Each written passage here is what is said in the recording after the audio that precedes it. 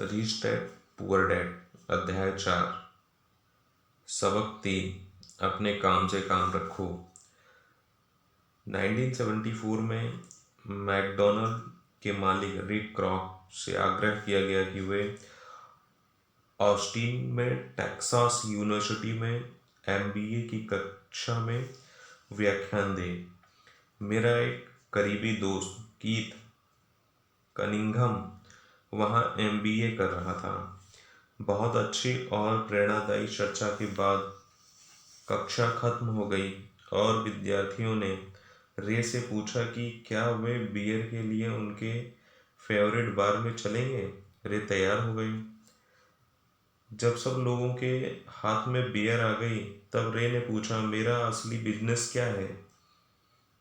Keith ने कहा। हर कोई हंस पड़ा। ज़्यादातर एमबीए विद्यार्थियों को लगा जैसे रे मजाक कर रहे थे।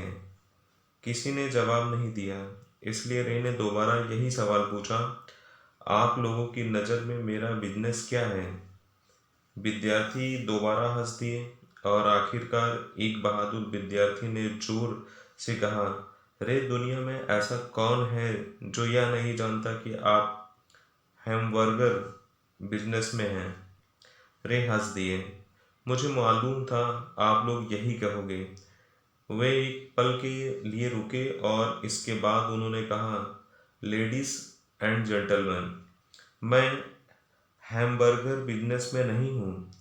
मेरा असली बिजनेस रियल इस्टेट है। कीथ ने कहा कि रे ने अपने नज़रिए को समझाने के लिए काफ़ी समय लिया। अपने बिजनेस प्लान में रे जानते थे कि बिजनेस का मूल लक्ष्य हैमबर्गर फ्रेंचाइजी बेचना था, परंतु वे कभी भी हर फ्रेंचाइजी की लोकेशन को नहीं भूले। वे जानते थे कि रियल एस्टेट और उसकी लोकेशन हर फ्रेंचाइजी की सफलता में सबसे महत्वपूर्ण तत्व है।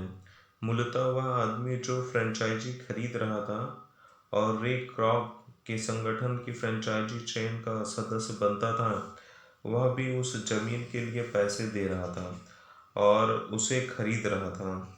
आज मैकडॉनल्ड दुनिया में रियल एस्टेट का सबसे बड़ा अकेला मालिक है, जिसके पास कैथोलिक चर्च से भी ज़्यादा रियल एस्टेट है।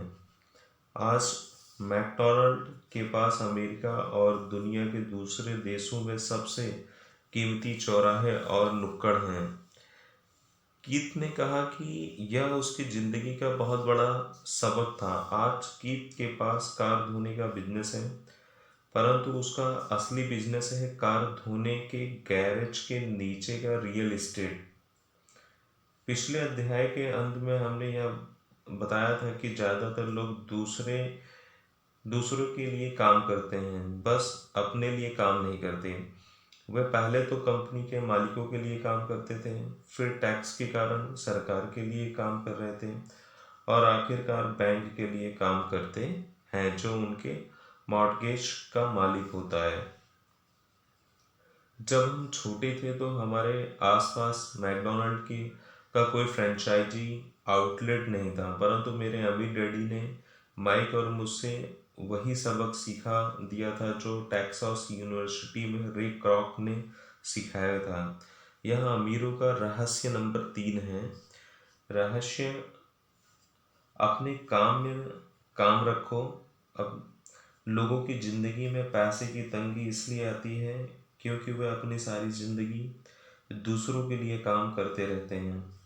कई लोगों के पास तो ज़िंदगी भर काम करने के बाद भी अपने लिए कुछ नहीं बच पाता।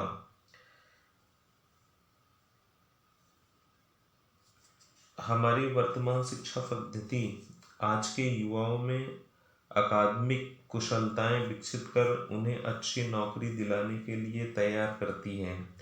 उनकी ज़िंदगी उनकी तनख्वाह के चारों तरफ घूमती है। यह जैसा पहले बताया जा चुका है, उनकी आमदनी वाले कॉलम के चारों तरफ और ज़्यादा अकादमिक कुशलताओं को विकसित करने के बाद वह अपनी व्यावसायिक योग्यता को बढ़ाने के लिए और ऊंची शिक्षा हासिल करते हैं। वे राजनीतिक, वैज्ञानिक, रसोइये, पुलिस ऑफिसर, कलाकार, लेखक इत्यादि बनने के लिए पढ़ाई करते हैं। उनकी व्यावसायिक योग्यताएं उन्हें काम करने और पैसा कमाने का मौका देती हैं, परंतु ध्यान रहे वे पैसे के लिए काम करते हैं।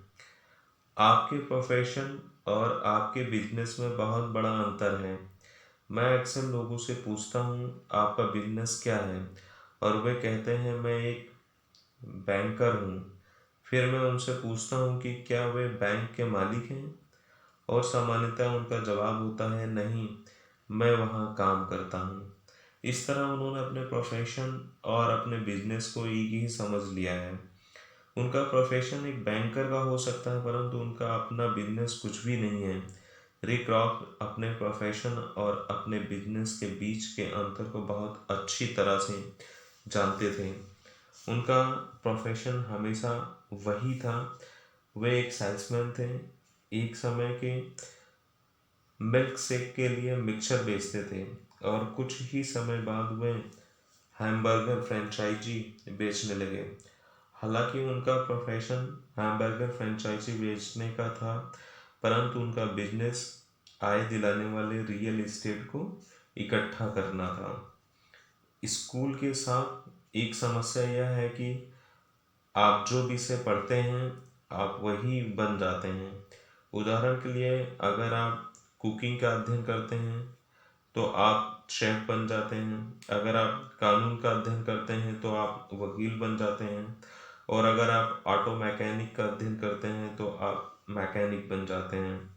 जो पढ़ाया जाए वही बन जाने में गलती यह होती है कि लोग अपने काम से काम रखना भूल जाते हैं। वे अपना सारा जीवन दूसरे के काम पर ध्यान देने में लगा देते हैं, और इस तरह आपको अमीर बनाते हैं।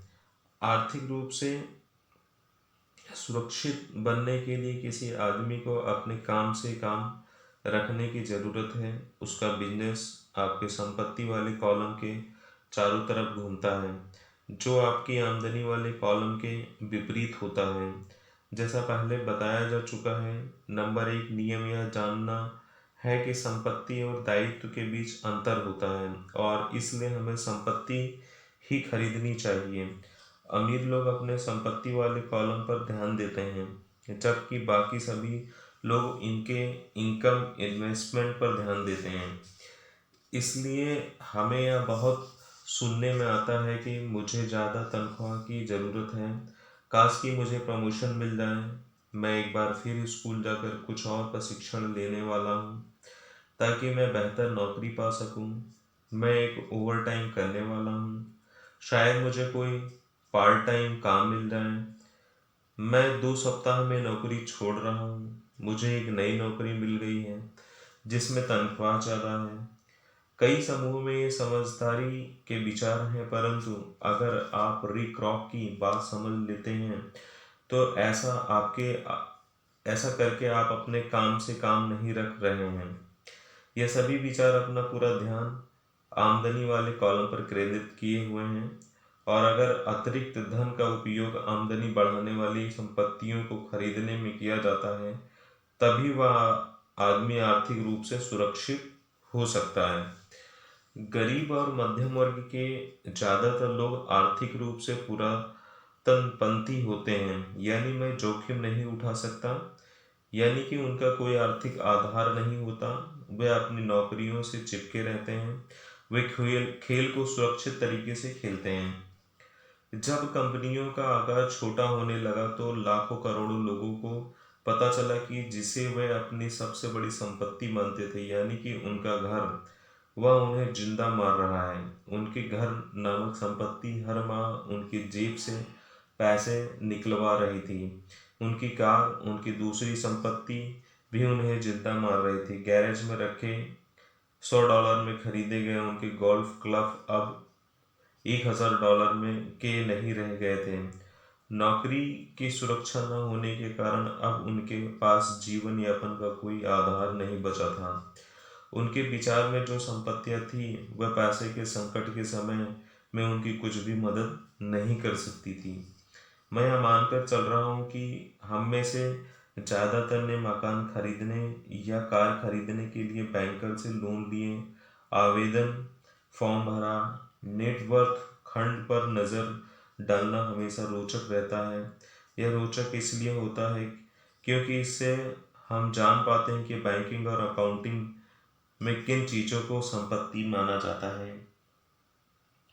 एक दिन कर्ज लेने के लिए मेरी माली हालत बहुत अच्छी नहीं लग रही थी, इसलिए मैंने अपने नए गोल्फ क्लब, मेरे आर्ट कलेक्शन, पुस्तकें, स्टीरियो टेलीविज़न, अरमानी सूट्स, कलाई घड़ी, जूते और दीगर चीज़ों को संपत्ति वाले कॉलम में रख दिया।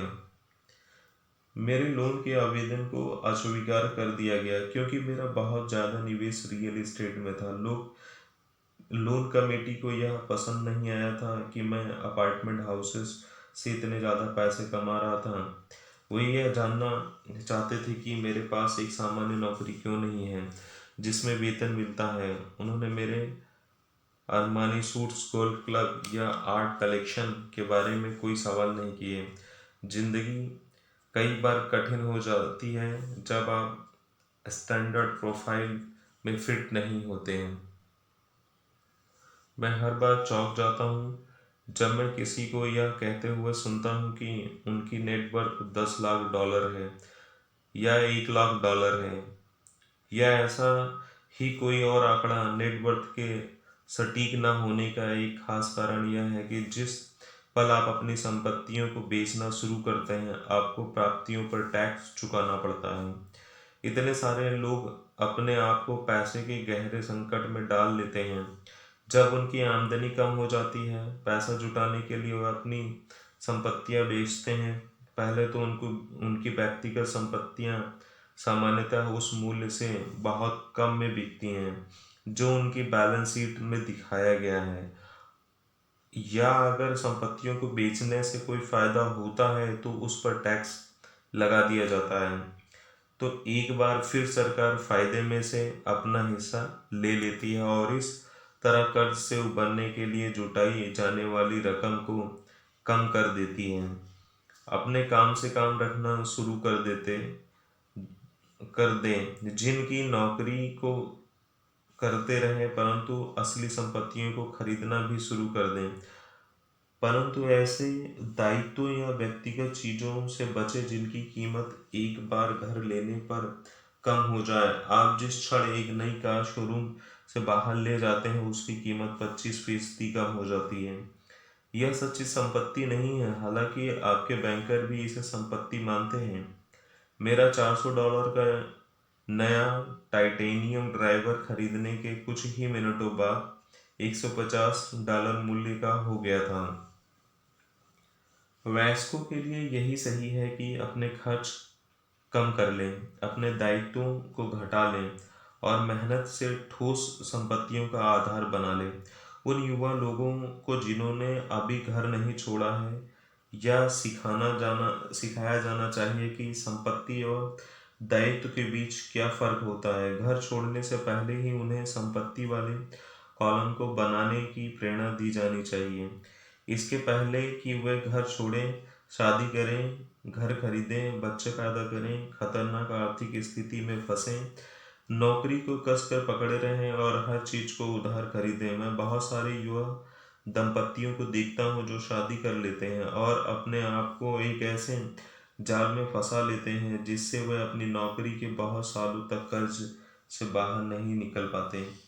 जब आखिरी बच्चा घर छोड़कर चला जाता है, तब ज़्यादातर लोगों को यह एहसास होता है कि उन्होंने रिटायरमेंट की पर्याप्त तैयारी नहीं की है और वे थोड़ा पैसा अलग रखना शुरू कर देते हैं। फिर उनके अपने मम्मी डैडी बीमार हो जाते हैं और उन पर नई जिम्मेदारियां आ जाती हैं। तो मैं आपको या आपके बच्चों को किस तरह की संपत्तियों के संग्रह की प्रेरणा दे रहा हूँ। मेरी दुनिया में असली संपत्ति कई तरह की होती हैं। ऐसे बिजनेस जिनमें मेरे होने की ज़रूरत ना हो, मैं उनका मालिक ज़रूर हूँ, परंतु उन्हें दूसरे लोग चलाते हैं। अगर मुझे वहाँ काम करना पड़े तो यह बिजनेस नहीं होगा, यह मेरी नौकरी होगी। स्टॉक, ब्रांड, म्यूचुअल फंड आमदनी देने वाला रियल एस्टेट, नोट्स, बौद्धिक संपदा जैसे संगीत, पटकथा, पैटेंट इत्यादि से मिलने वाली रॉयल्टी, और ऐसी हर चीज़ जो कीमती है, जो आमदनी देती है और जिसका मूल्य बढ़ जाता है और जिसका बाजार तैयार है। जब मैं एक छोटा बच्चा था तो मेरे पढ़े लिखे डैडी ने मुझे एक सुरक्षित नौकरी ढूंढने की सलाह दी। दूसरी तरफ मेरे अमीर डैडी ने मुझे ऐसी संपत्तियों को इकट्ठा करने की सलाह दी जिन्हें मैं पसंद करता था। अगर तुम उन्हें पसंद नहीं करते होंगे तो तुम उनका ध्यान नहीं रख पाओगे। मैं रियल एस्टेट इसलिए इकट्ठा करता हूँ क्योंकि मुझे इमारतों और ज़मीन से प्यार है। मैं उनके लिए शॉपिंग करना भी पसंद करता हूँ। मैं सारा दिन उनको निहार सकता हूँ। जब समस्याएं आती हैं तो समस्याएं उतनी बुरी नहीं होती कि उनके कारण रियल एस्टेट के लिए मेरा प्यार कम हो जाए। ऐसे लोग जो रियल एस्टेट से नफरत करते हैं उन्हें इसे नहीं खरीदना चाहिए। मुझे छोटी कंपनियों के स्टॉक से भी प्रेम है, खासकर नई कंपनियों के स्टॉक से। इसका कारण यह है कि मैं एंटरप्रेन्योर हूँ, ना कि कोई कॉर्पोरेट व्यक्ति।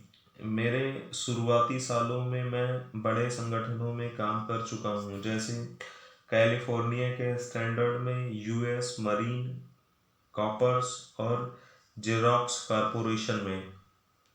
मैंने इन संगठनों में बिताए समय का मजा लिया है और मेरे मेरे पास कई सुखद यादें हैं। परंतु भीतर से मैं कंपनी में काम करने वाला आदमी नहीं हूँ। मुझे कंपनी शुरू करना अच्छा लगता है, परंतु उन्हें चलाना मुझे उतना अच्छा नहीं लगता। इसलिए मैं जो शेयर खरीदता हूँ वे भी सामान्यतः छोटी कंपनियों के होते हैं।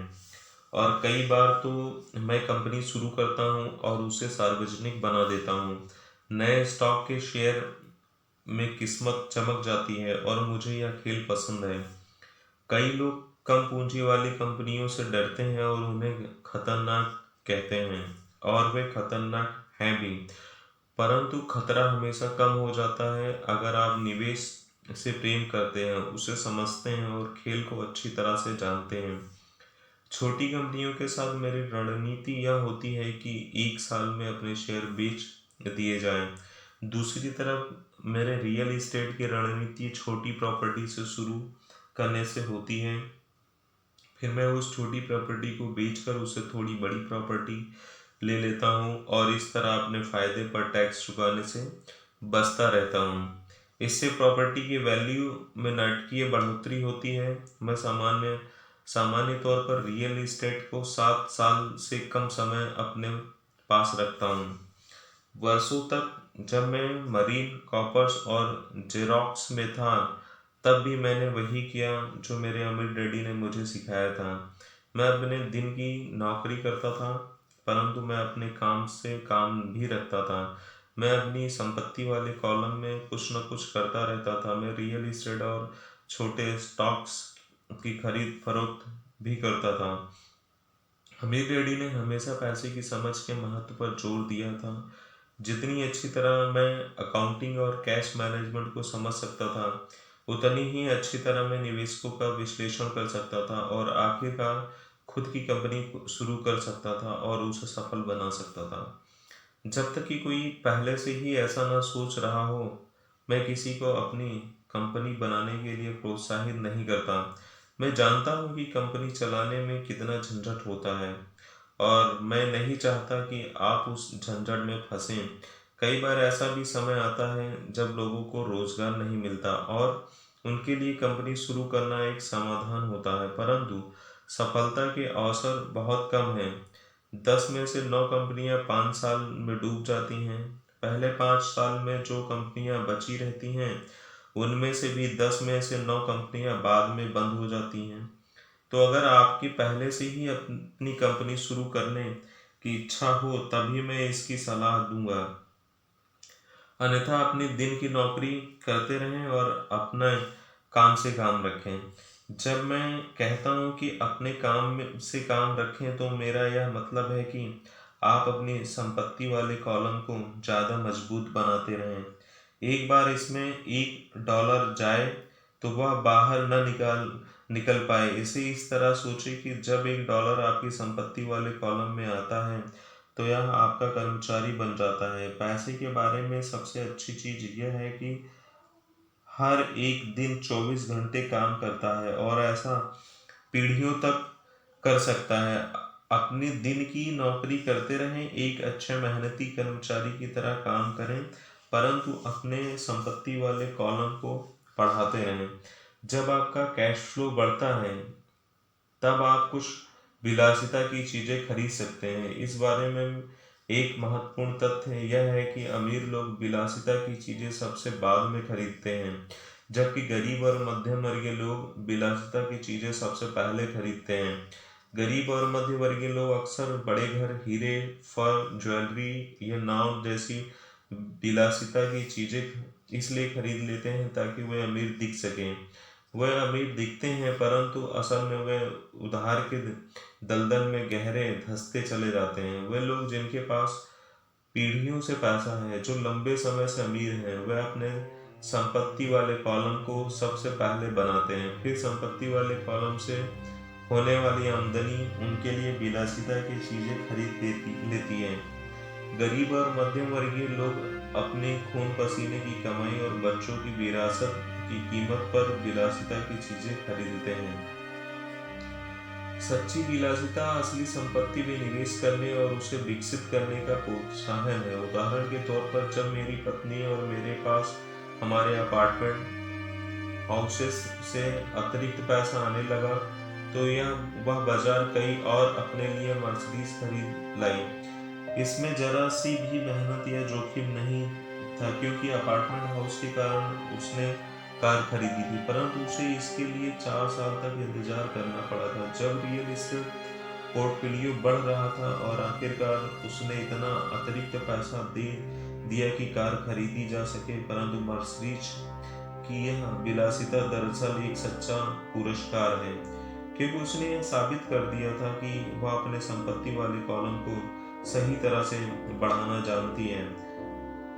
अब उसके लिए उस कार की कीमत सामान्य रूप से खरीदी गई कार से कहीं ज्यादा है। ज्यादातर लोग अक्सर इच्छा जागने पर बिना सोचे समझे जाते हैं और कर्ज पर कार या विलासिता की कोई और चीज खरीद लाते हैं। हो सकता है कि वह जिंदगी से उब चुके हों या उन्हें सिर्फ एक नए खिलौने की जरूरत है। कर्ज पर विलासिता की चीज खरीदने से देर सवेर वह आदमी उन चीज से चिढ़ने लगेगा, क्योंकि उसके कारण जो कर्ज लिया गया वह एक बार बन जाएगा। एक बार आप अपने बिजनेस को बनाने, उसमें निवेश करने का समय निकाल लेते हैं तो फिर आप उसमें जादू की छड़ी घुमा सकते हैं, जो अमीरों का सबसे बड़ा रहस्य है। यह रहस्य अमीरों को भीड़ में सबसे आगे रखता है। अपने काम से काम रखने का इनाम जो आपको उस राह पर चलने के लिए मिलता है जिस पर अमीर लोग चलते हैं। तो दोस्तों, ये आज का चैप्टर कंप्लीट हो चुका है, जिसके अंदर आपने अपने काम से काम रखो को सीखा है। साथ ही हम हमारे पैसों को किस तरीके से इन्वेस्ट करें, या फिर हम उसे पहले संपत्ति में इन्वेस्ट करें या अपने दायित्व में इन्वेस्ट करें, जिससे हमारी आगे की जिंदगी सुखमय हो, उसके बारे में बहुत ही अच्छी तरीके से इस पुस्तक में रॉबर्ट टी कियोसाकी ने बताया था। दोस्तों, आपने ये पूरा ऑडियो सुना, इसके लिए बहुत बहुत धन्यवाद। और आप इस चैनल को अगर अभी तक सब्सक्राइब नहीं किए हैं तो सब्सक्राइब कर लीजिए, ताकि आगे भी आपको इसी तरीके से जानकारी मिलती रहे।